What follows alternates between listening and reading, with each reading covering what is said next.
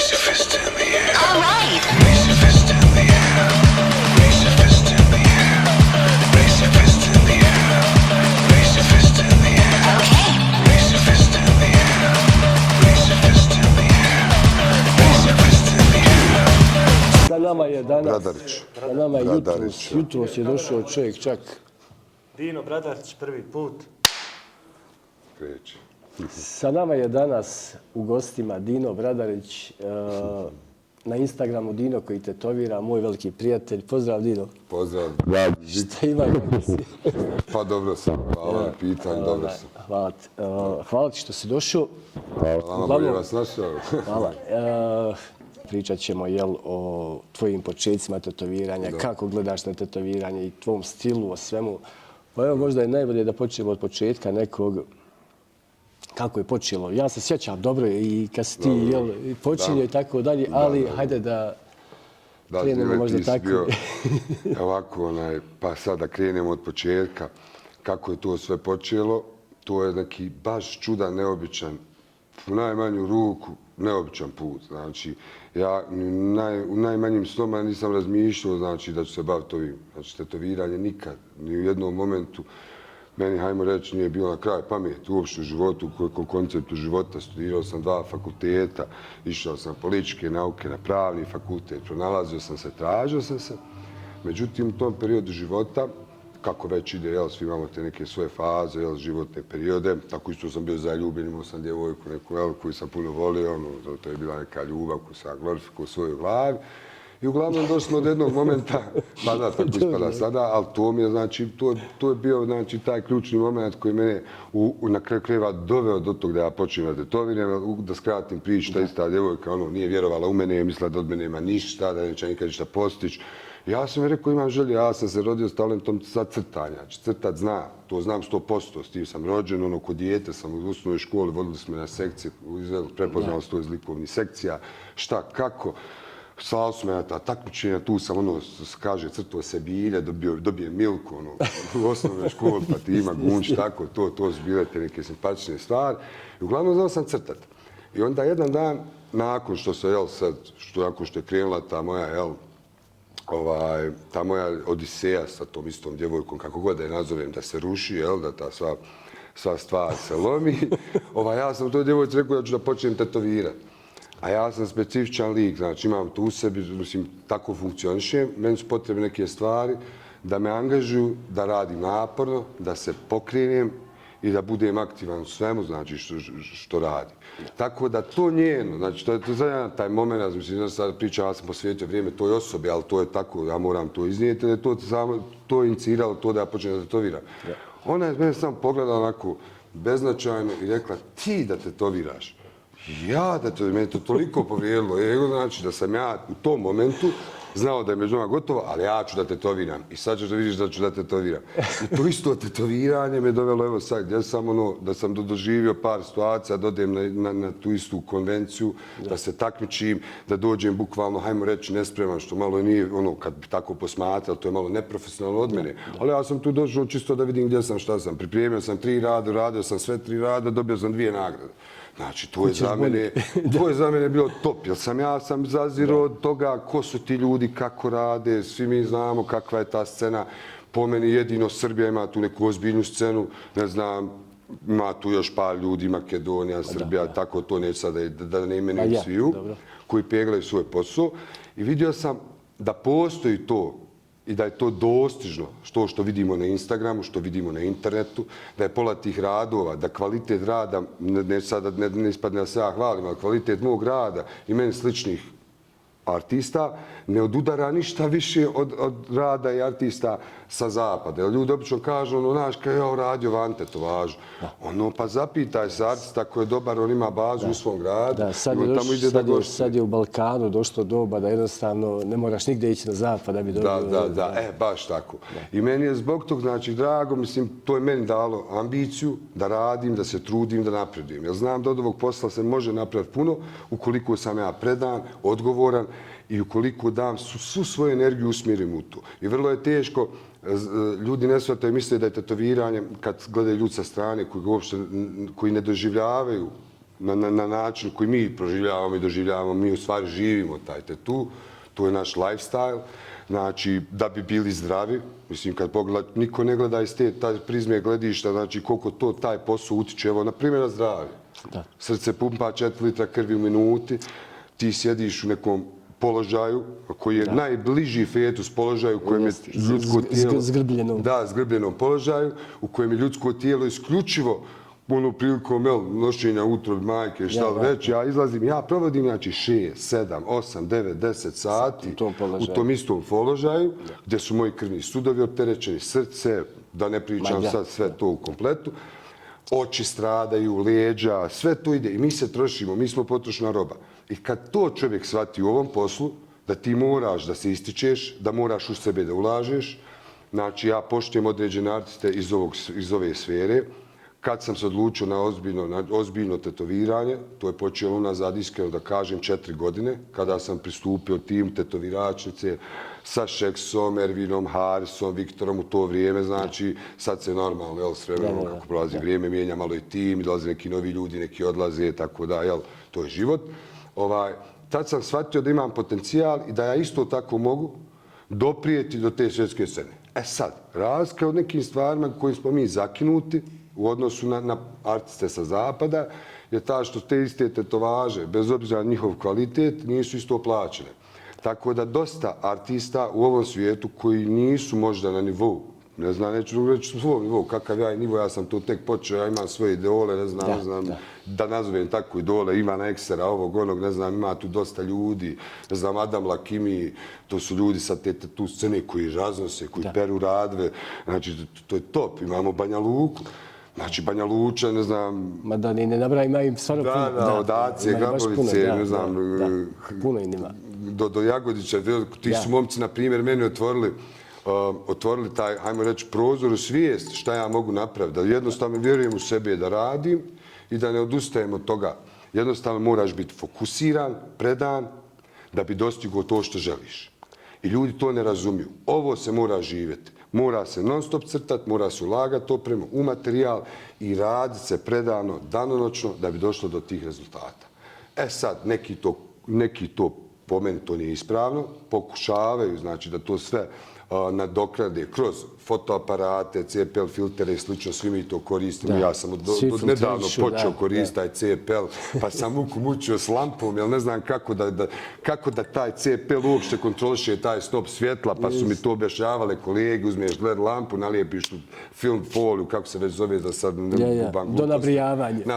Da bi to sve funkcionisalo tako da ti iz godine u godinu iz minute u minutu, sat u sat, mislim sad ovo ćemo isjeći, ali tako sad sam glupost izvalju. Uglavnom, mi non stop se trudimo mi se trudimo da napravimo neki progres. Znači, da bi taj progres bio ostvaren, mi stvarno moramo dati sve od sebe. Mi moramo provesti na toj skici vrijeme, moramo provesti sa klijentom vrijeme. Najveći problem su sa klijentima, jer klijenti dolaze sa svojim idejama. Balkan ima problem s tim, ja kad idem u Njemačku na gostovanje. Znači, ja sam oduševljen. Čovjek uđe, došao je kod mene, ja sam artist, došao je po moj rad, kaže, ja želim samuraja. Okej, on meni daje punu slobodu i vjerujem, ja pravim samuraja. Pogledam njega, njegovu fizionomiju, njegovu znači, formu ruke, ako je nadlaktica, da li to prati taj body flow, da li to ima smisla, da li je u proporciji, da li ide iz njegovo tijelo. I taj čovjek meni daje punu slobodu i vjeruje mi, i ja dajem svoj maksimum. Ja u tom radu znači, dajem maks svoj. Naravno, uzmemo obzir na nivou na kojem smo. Ja smatram da uvijek ima prostora, da se moramo razvijati, da nije sve samo u tim slikama, naravno. I da moramo znači, raditi da bi dostigli te kako Sarajevo ovdje kad je to u pitanju? Sarajevo je po meni i generalno, ne samo Sarajevo, Balkan, problematično. Iz jednog ugla ja sam dosta pozitivan i smatram da ja vidim entuzijazam u mladim ljudima koji daju znači, meni slobodu da napravim nešto što ću ja njima ostaviti za čitav život i samim tim ću dati svoj maksimum da to bude što bolje. Međutim, kod nas su ljudi specifični, oni misle, tipa ja objavim, ne znam, skal, vide skal, sutra meni dolazi dvoje, hoće istu tetovažu, tog istog skala. Pa mi artisti, ako išta ima gore ponavljati isti rad. Znači, ali hoće identičan rad i traži to od mene. I tu nailazimo na problem. Ja prvi tetoviranje suprotno posmatram. ti si došao kod mene po nešto moje, ja ću dati sve od sebe da to ispadne top. Jer je to samim tim ide na moj profil, to ide u moj portfolio i to samim tim postaje moje ogledalo, moje ogledalo mog posla, moja reklama, svega. Da bi bio potpun artist, ja moram odvajati svoje vrijeme, moram se posvećivati klijentima, moram se fokusirati na posao. Međutim, problem nastaje kad ljudi insistiraju na tim svojim idejama i niko neće reći ja sam to tako htio, već svi ljudi pitaju, to je normalno, ko ti je radio? Dino mi radio. Niko od njih neće reći ukoliko ta sama realizacija, da je ta tetovaža ne ispadne dobro od samog dizajna i svega, na čemu su oni insistirali, on neće reći da je on to tako želio, već da sam ja to tako uradio. I shvatio sam da je to mač sa dvije oštice koji te može i koštati, i ozbiljno nazad, ako se prepustiš tom, znači, flow, da ideš za tim, da uzmeš novac. Tako da smatram da u ovom poslu, kao u svakom poslu, to je jedina stvar iza koje stojim. Ne postoji all-rounder, pojam all-rounder, mislim pričamo o poslu, tačno znamo, ovo je tu portal. Znači, jedan all-rounder može iznijeti posao, ali ja smatram da se ne može nikad ostvariti, ne može ostvariti svoj potencijal i ne može izrasti u nešto veće. Pogotovo ako nema, znači, fokus na tome što radi. Ja sam se odlučio za realizam, ja liniju, ja pored Harsa, mog kolege da radi liniju. Pa dajte ljudi, nemojte biti smiješni, to je meni za mene, mislim, igrati sa s tuđom kožom. Bez obzira, znači, zašto, iz kojeg poriva ja radim tu tetovažu. Jer je bilo slučajeva, dođe mi od prijatelja žena, djevojka traži da ja tetoviram, zbog nekog mog odnosa sa tim istim njenim suprugom, ali ja ne mogu to uraditi, jednostavno jače od mene, ja liniju ne znam izvući, ja znači povut liniju ne znam, simetrije nemam, to je katastrofa, to je meni, to je za mene noćna mora. Hajde da pričamo, izvini, hajde da pričamo o tvom stilu, realizam, uglavnom, to je, jel, kojim se ti u zadnje vrijeme baviš, koji si dobro razradio, već sad može se reći.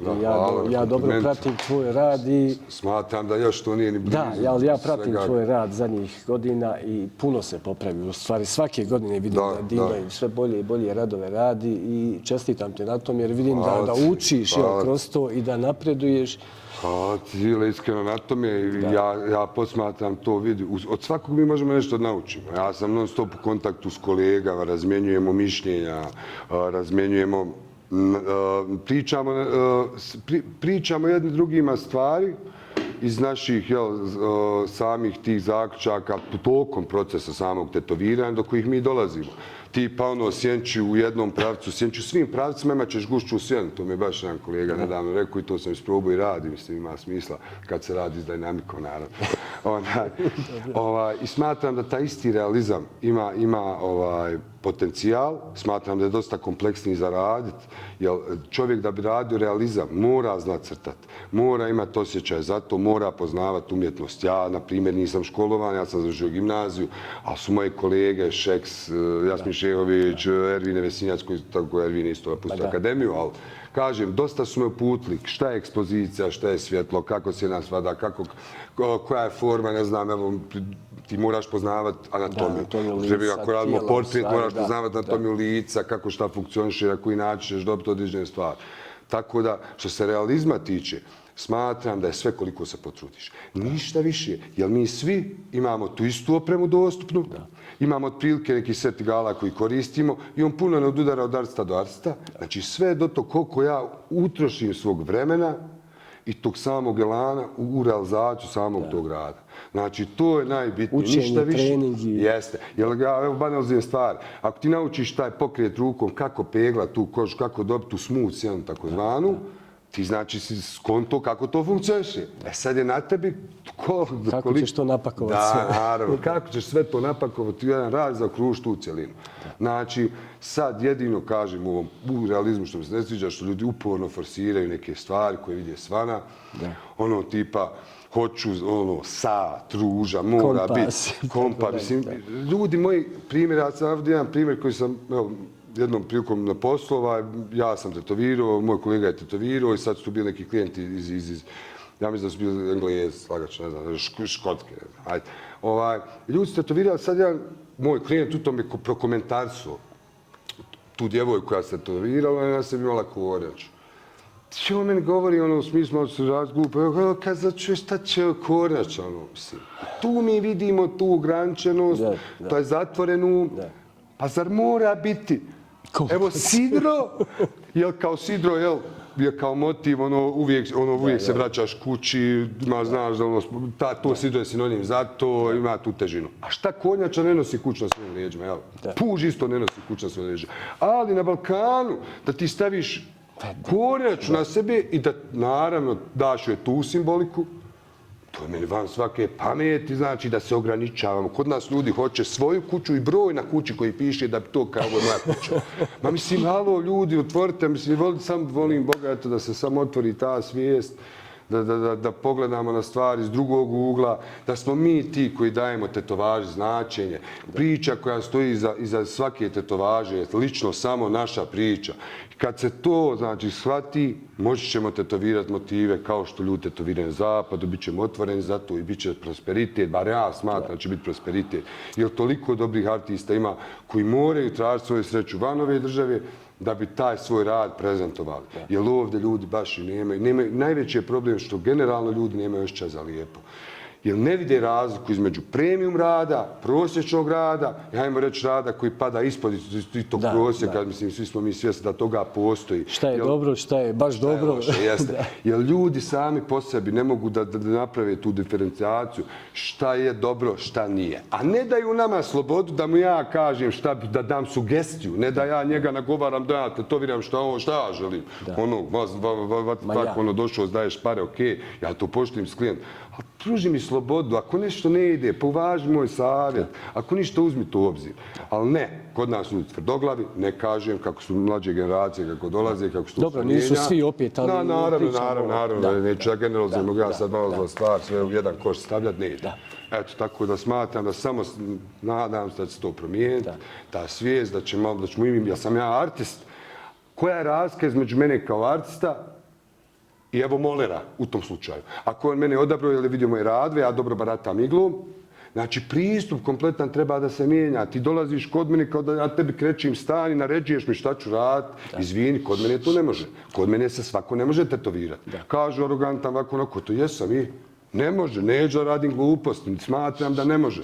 Znači neke stvari, ne možeš tim prijati prirodu stvari. Dešavali su mi se primjeri, čovjek kaže, hoću kompas kart, hajde na kompas karta, radili smo svi more, ti tetovaže, ja to sad sastavljam, pravim taj dizajn. I upo frke, a hoće li ovo ispast ovako? Hajde na vratu, čao, vidimo se. Mislim, ne šta, ti si došao, oduzmaš moje vrijeme, peglaš me, ja radim tu pripremam to sve. Hajde reci mi, se dešavalo, na primjer, upo posla, da kad je u pitanju bol, izdržljivost, pošto i ti radiš dosta veće tetovaže, da se događalo, da kaže ne mogu, Dino, boli, ili stani, ili hajde odmorimo sutra, ima je toga. Da, jest. Kako rešavaš to? Pa vidi ovako, ja sam obično s klijentima, mislim, tu postoje neke male cake, force, ne znam, od te kreme, TKTX, tako zove se, zove, tačno rekao zove, tipa koja je, koliko znam, zadnjih 4-5 godina na tržištu, ta krema, koja isto tako pomaže, sve to uzmamo kod tebe u šopu, naravno, sve nabavljamo kod Zixa, to je to, tako, ti izdistributer za sve, da skratimo priču.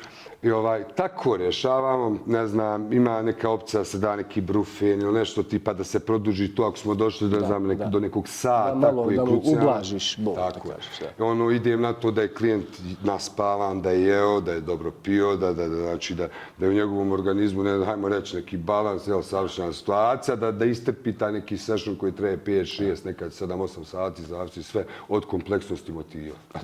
Koliko je bitno kod tebe sama koncentrisanost kad radiš? Pa fokus je sve. Znači, naš posao... Znači, ne možeš, jel tako, doći naspavan ti? Naravno. Pa ja sad pričam o tome. Moj posao... Apsolutno da budeš u fokusu svog...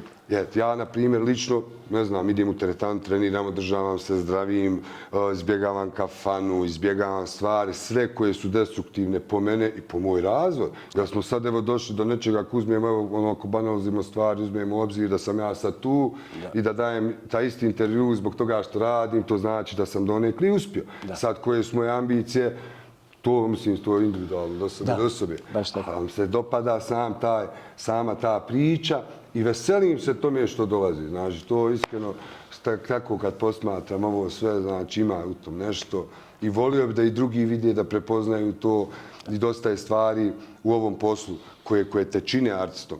To je ono, mislim, ja to spominjao više ljudi koji su u tom poslu, jel, ne znam, razvijeni do nekog, hajmo reći, hardcore levela, pa Ivan nek se on kaže, bitno je kako se oblačiš, kako izgledaš, ono, banalne stvari, šta voziš, sve to, jer mi prodajemo nešto. Da, brand. Mi prodajemo, mi smo brand, mi moramo od sebe praviti brand ako želiš da tebi ljudi dolaze baš tebi. Jer su sve to nijanse, sad razlike su male. Znači da Ali su te nijanse baš bitne. Ali su te nijanse baš bitne, jer taj isti klijent želi da se poistovjeti s tobom kad dođe, želi da se osjeća prijatno, želi da nalegnete na istu neku talasnu dužinu, da funkcionišete, jer ćete provesti neki 6-7 sati zajedno, samo taj termin. A gdje su projekti, ne znam, leža, sliv i to, ti se s tim ljudima, što je neminovno, sprijateljiš, upoznaš, ostvariš tu komunikaciju, nije neminovno, ali se dešava. Radiš u Njemačkoj često, odeš tamo, budeš, znam da ideš na kraće vrijeme. Da. Pa odem, radim te guest spotove, radim gostovanja. Naravno, kad me neki studio pozove, kod tih gostovanja smatram da su vrlo bitna, iz razloga što radimo vrlo neobične, ekscentrične motive. Jer sve do tih motiva, kad bi gledali tako, naravno, sve i do para, mislim da se ne lažemo i svi mi radimo ovo rad love. Bez love, ono, nema prosperiteta, nema opreme, nema napretka, nemate, ne volite bez para niko. Ni mate, ni sestra, ni djevojku, Tako nam je svima, to je tako. Tako da je sve u novcu. Naravno, sada ta gostovanja, naravno, ljudi koji u tim zemljama formiraju cijene, formiraju prema svom standardu, naravno, mi iz ovih prostora. Nama dobro dođu normalno te cijene. Nama dobro dođu, za kratak neki vremenski period radimo neku, hajmo reći, lijepu paru, lijepu lovu s kojom mi možemo, koju možemo ili uložiti, investirati u sebe, što nam naravno opet donosi neki benefit i naravno opremu, što donosi benefit u radu. Tako da sam ja za ta gostovanja sa ciljem razvoja sebe i kao artista, i kao osobe, i kao ličnosti, svega, mislim, sa svim poljima, ne samo, i zato su vrlo bitne. Hajde, reci mi, ideš po konvencijama tu također i znam da si osvojao, si nagradu. Spomenuo sam, malo prije pohvalio. Hajde, reci mi, kako gledaš na tu konvencije? Pa vidi ovo, tu konvencija je nešto nevjerovatno. Meni je promijenila život. Ako se sjećaš prve tu konvencije koju smo poveli, se razumijemo, mene je Zix uveo ovo sve od, znači, otkrio mi grey wash, kanka bijele, dodaj kap sive u mediju, ne znam, tako i te stvari, ja to uopće nisam uzmao ni opciju, a kamoli poznavao to sve, tako da mene Zix je bio jedan, ti si bio jedan i jesi, ja stojim za toga i to ostaje, kao, jel, to ostaje, znači, upisano koji je ovaj sam intervju. Konvencije su mi top iz razloga što mi smo u prilici, sami artisti, takmičari, nepotno ako se takmičimo, nekad idemo zbog druženja top. Samim ti možemo napraviti na tim istim konvencijama konekcije za ta ista gostovanja. Jer ti ljudi već sve funkcionišu, upoznati su sa tim svim istim. Ta razna poznanstva. Da, razna poznatu, mislim baš tako.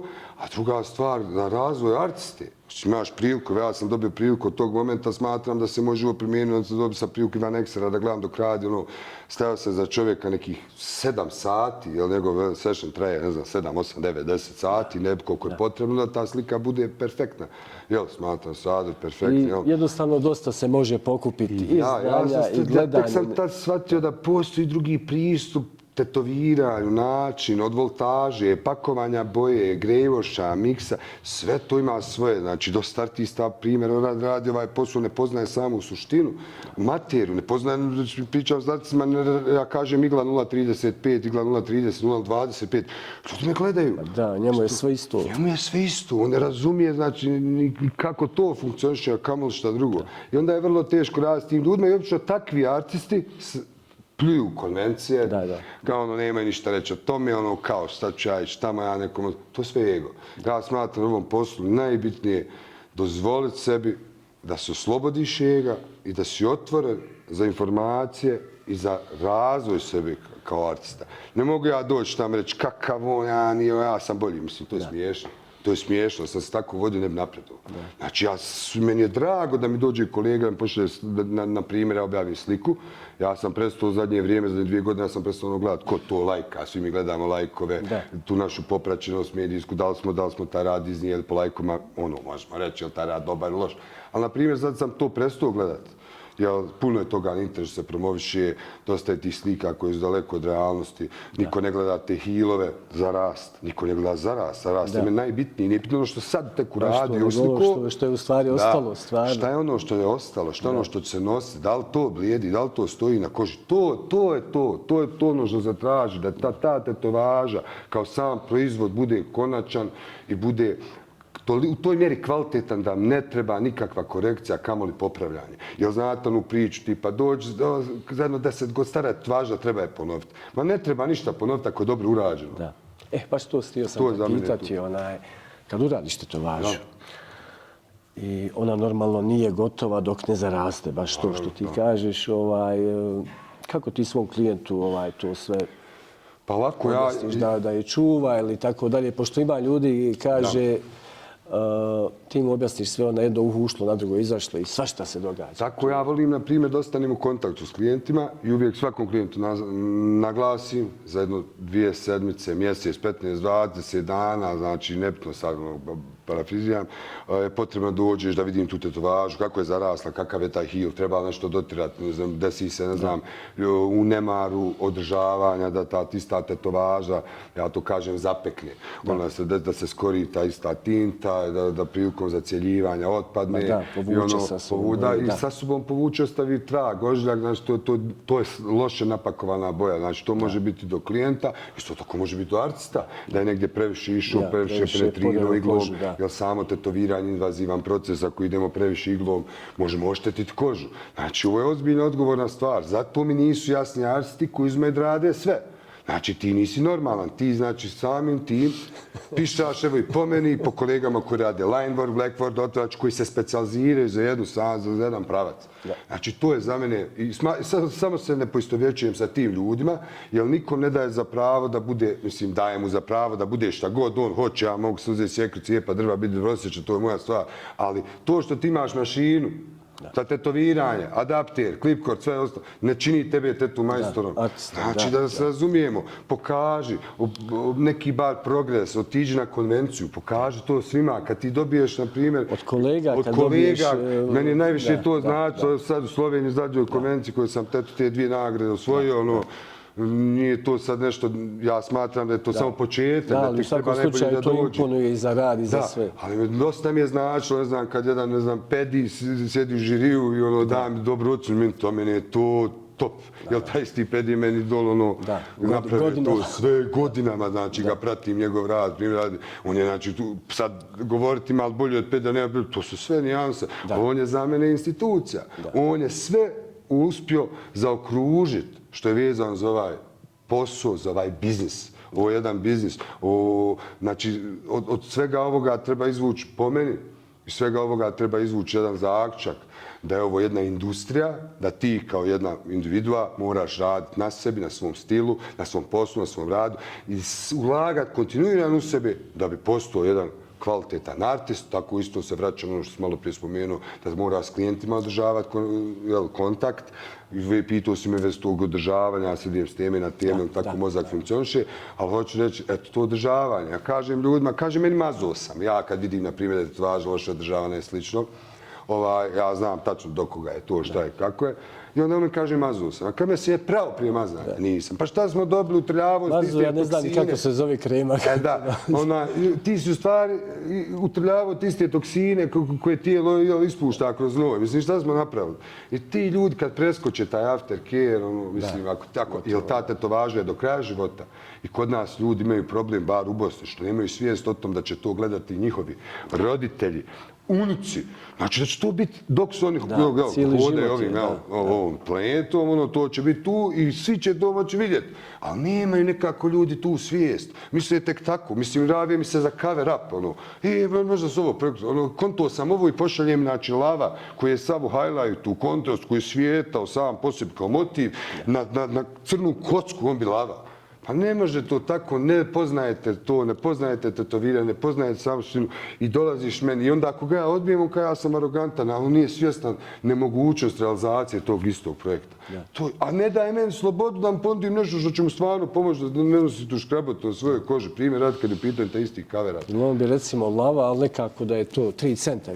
I meni je neshvatljiva, i meni je još jedna stvar neshvatljiva. Znači, živimo u kapitalističkom vremenu, znači u vremenu i prostoru koji je po meni, znači, ono, katastrofa. Stiče nekih stvari, svega, znači, totalno pogrešne su vrijednosti istaknute, sve ono bitno je zapostavljeno, nismo normalni, znači, žrtve smo kapitalizma. I živiš u tom vremenu i nije mi jasno da isti taj čovjek, mislim, evo ja sad parafriziram par klijenata, ono, voziš Porschea, nosaš di skvert patike, ono, volim ja s dobro i obući, sve to je potrošeno na garderobu, to je to, ali okej. Nosiš patike od 800 eura, dođeš kod mene i pregovaraš o cijeni za nešto što ćeš nositi čitav život. Cijenkaš se. Cijenka, to je meni nevjerovatno. I takvi klijent nek me zaobiđu, meni to ne treba, nek žive svoj život, nema nikad tetovirati. I tu su ti gest spotovi, hvala Bogu, pa se može otići, jer neko tamo negdje vrijednuje to što ti radiš na mnogo više. Znači, kom si ispada da te zovne, da te ugosti, da ti pruži daj posao i sve to, i da pritom i oni ti zaradite. Evo, to je znači savršeno. Eto, to je jedini razlog po meni. Dino, hajde reci mi, ja sjećam se dobro tvog početaka, tvojih i znam da početci ti nisu jednostavni. Nikako. I znam koliko se ti trudio, koliko si učio o svemu tome. Možeš li neki savjet dati za ove koji tek počinju da tetoviraju? Šta da zaobiđu? Mogu, naravno da idu da bi bili kako treba, da bi uspjeli? Mogu, naravno. Evo ovako, što se tiče tetoviranja, pošto me par ljudi, ne znam, par osoba, jedna djevojka, ne znam, da je učin da tetovira, želim da promijene pristup tome da shvate. Evo ovako, pa moj savjet bi bio za početak. Ako ne znate crtati, ne razumijete se umjetnost, nemate nikakvu, znači, tendenciju ka tome da bi mogli, ne znam, nacrtati nešto smisleno, da nije toliko naivno. Znači, naivno slika, svi mi možemo skicirati stvari. Ako niste to u stanju, nemojte ulaziti u ovo. Znači, nije ovo zebancija. Nije ovo nikakva faza životna, ovo je tuđa koža, to ostaje trajno. Zločin je uraditi lošu tetovažu, plaćenja potrebe da brinu.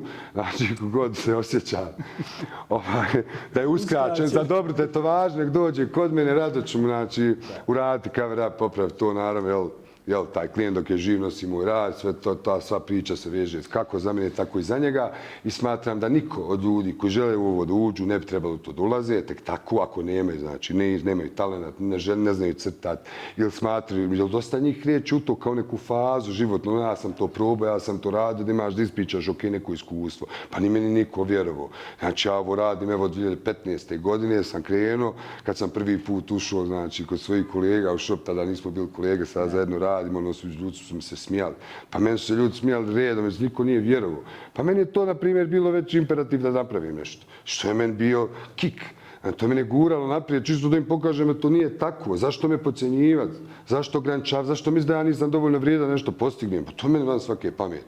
I ti isti ljudi, znači moj savjet, kupiti opremu, naravno uzmam u obzir da zna crta, da ima želj da s tim bavi.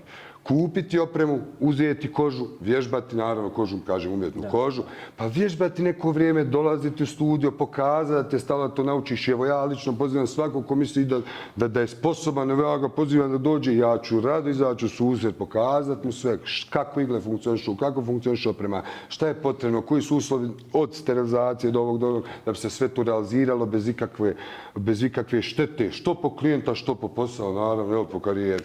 Tako da sam voljan pomoć svakom ko želi u ovom na nešto da ostvari, da napravi.